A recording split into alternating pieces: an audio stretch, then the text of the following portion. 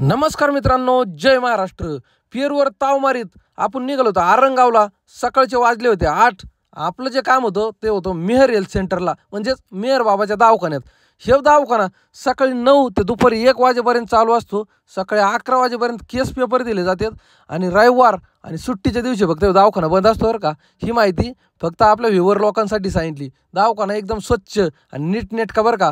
आणि इथं आल्यावर फक्त 5 रुपयाच्या केस पेपरमध्ये आपल्याला उपचार आणि औषधं दोन्ही दिले जातात.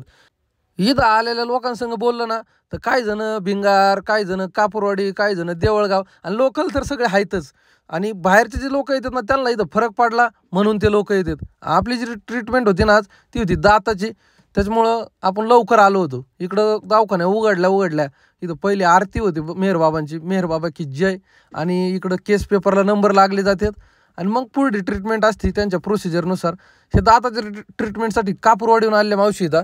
हे आजीला म्हणलं काय झालं, त्या म्हणल्या मला साखर बुकणी सगळंच आहे. आणि मला लय भारी वाटलं, म्हणजे आपण बीपी साखर म्हणतो पण त्या साखर बुकणी म्हणल्या ना. याच्यानंतर आपण निघालो होतं खंडाळ्याला. जाता जाता आपले फॉलोअर भेटले, म्हणले काय राव बोला तरी आमसंग. आणि त्यांच्यासंग 2 शब्द बोललो.